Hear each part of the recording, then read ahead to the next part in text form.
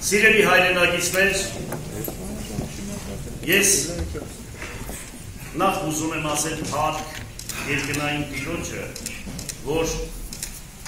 շատ համերաշխ ընտրություն կատարվեց, ինչքան էլ ուզեցան խառնել, բայց չստացվեց, ուրեմն թեկնածուները իրենց շատ ճիշտ դրսևորեցին և համերաշխությունը որդեգրեցին իրենց սկզբում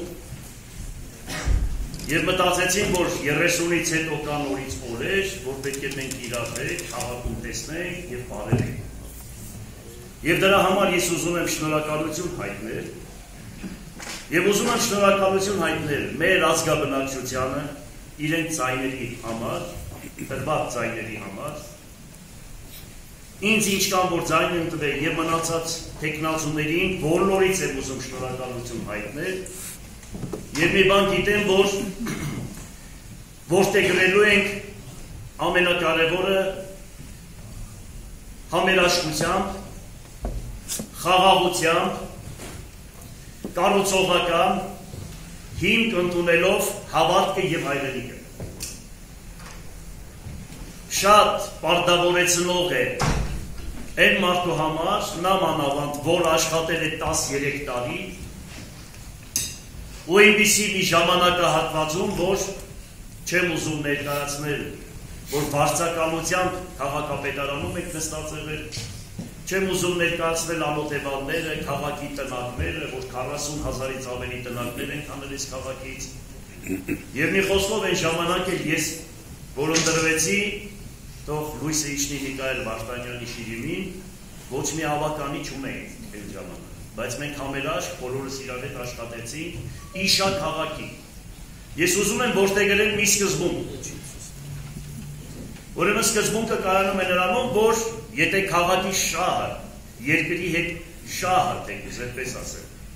ուրեմն որևիցե մեկը ուզում է ոտ պահել, միանշանակ ինքը հասարակության առաջ և Աստծո առաջ պատասխան կտա։ Լսելու ենք բոլորին, ոչ միայն թեկնածուներին։ Եթե քաղաքում որևիցե մեկը խմբակցություններ կլինեն, ես չգիտեմ, հասարակական կազմակերպություններ կլինեն, որոնք իշա քաղաքի կներկայացնեն ծրագրեր, մենք անպայման պետք է քննարկենք, անպայման լսելու ենք, քննարկելու ենք,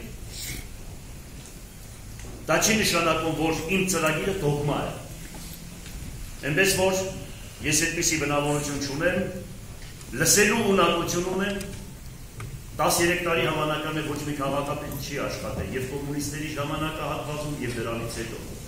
Քաղաքական հենարան չունենալով, ասեմ ձեզ, քաղաքական հենարան չունենալով։ Իմ քաղաքական հենարանը ճշմարտությունն է, որի Տերը Աստված է։ Ես ևս մեկ անգամ ուզում եմ բոլորի շնորհակալություն հայտնել և մի բան հավաստել, որ պետք է լծվենք այս աշխատանքին,